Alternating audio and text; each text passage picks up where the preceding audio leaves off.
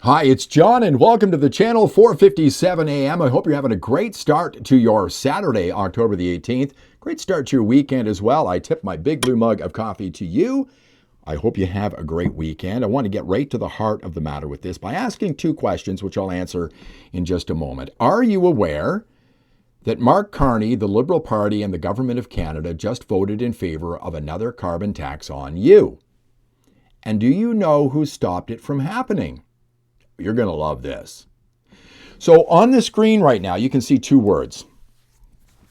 And I'm not going to say those two words because what happens is when I say those words, YouTube AI flags this video and it doesn't get recommended to people. In essence, they're censoring what I have to say here. So I'm going to do the best I can. I might slip up in this video, but whenever I see words similar to that, I'm going to refer to it as the cult or cult. Okay, so the two words on the screen you're seeing right now are the reason why we can't have nice things in Canada. I can't have nice things where I live here in my province of Alberta because of that. The Liberals are the other reason, and the Liberals embracing the cult are the big reason why we don't have nice things. We don't get pipelines to the West Coast because David Eby is part of the cult. We don't get pipelines to the East Coast because Wab Kinew in Manitoba is part of the cult. Mark Carney is part of the cult. They're all cult members. This is why we can't have nice things. This is why we're not rich. This is why I want to leave, meaning Alberta. So how did Mark Carney, the Liberal government, and the Government of Canada vote in favor of a new carbon tax on you? Well, there's this right here from a website called G-Captain. Inside Trump's pressure campaign to derail global shipping emissions tax. Donald Trump saved you from another carbon tax. He saved the world from another carbon tax. This guy is doing great work here. Thank you, Mr. President. Let me read a little bit of this for you. Environmentalists eager to curb planet-warming pollution from shipping had grown increasingly confident that countries would adopt the first ever global tax on emissions this year. But those predicting success failed to fully account for President Donald Trump harnessing the might of the U.S. against it. On Friday, nations at a meeting of the UN's International Maritime Organization voted to delay by 1 year a decision on the landmark measure that would force large vessels to curb emissions or potentially incur fees of $380 per ton, which would be passed down to you, and no doubt that price would go up. The outcome was, in part, the culmination of a months-long campaign by U.S. officials, including diplomats and cabinet members, as well as the president himself, to fight the fee they decried as an untenable global carbon tax. Quote, President Trump saved America from the outrageous cult scam that was killing our country, and he has long warned others to abandon this destructive agenda before it's too late, unquote. White House spokeswoman Taylor Rogers said by email. Quote, stopping this disastrous vote is a massive win for the American people and countries around the world that cannot afford to bend the knee to bogus cult demands any longer, unquote. European nations and the UK were among those who had supported the regulations in April when they received preliminary approval, but were on the losing side of Friday's 57-49 vote in favor of postponement. So how did Canada vote on this? Here's an article. Let me just run up to the top here so you can read the headline. I'll just read a little bit of this for you.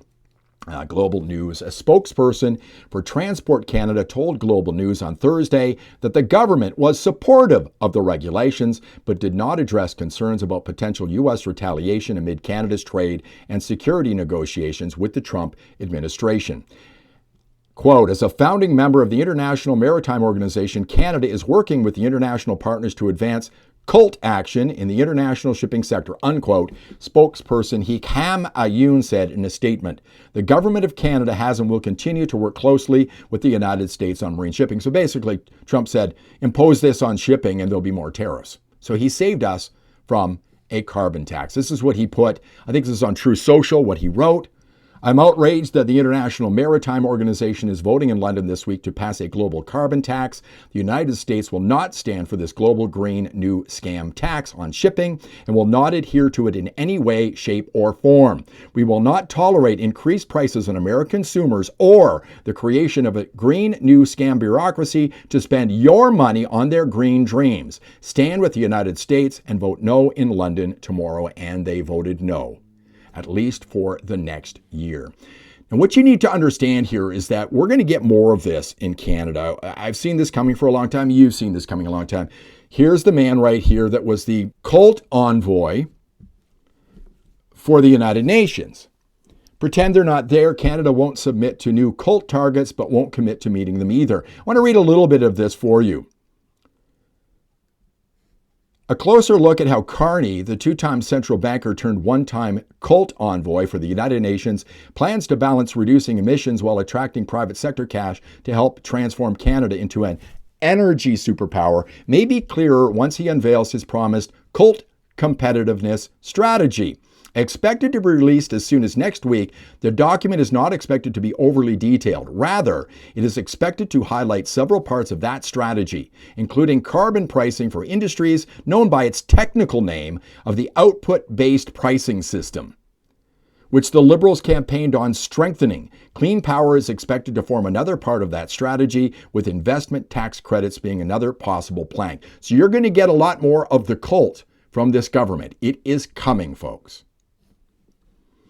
The problem with this is Carney has a cult of his own, and it's the people who vote for him, who blindly follow him no matter what happens, because 1, they hate Donald Trump, 2, they hate Pierre Poilievre, 3, they hate people like myself who don't support him. So they will blindly follow him down this road that is a road to ruin for the country. Let me refresh you on what former Prime Minister Stephen Harper said about this. You talk about carbon taxes as well in the book.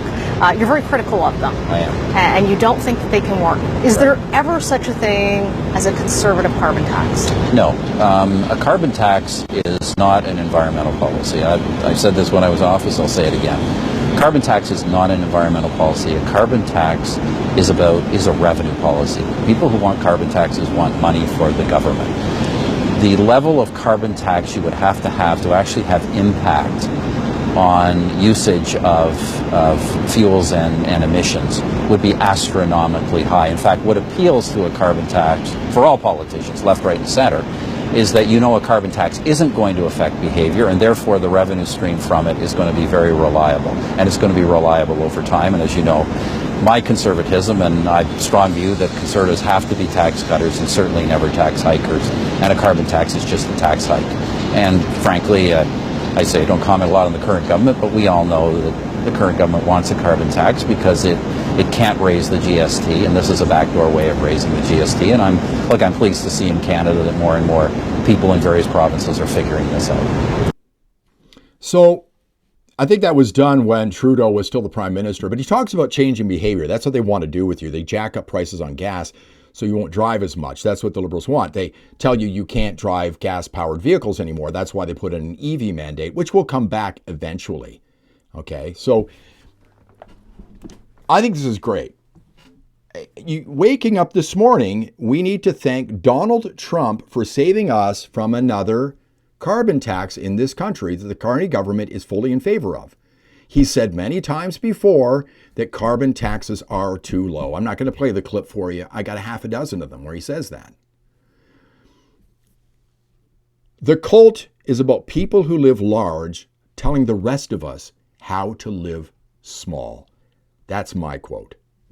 Tell me what you think, okay?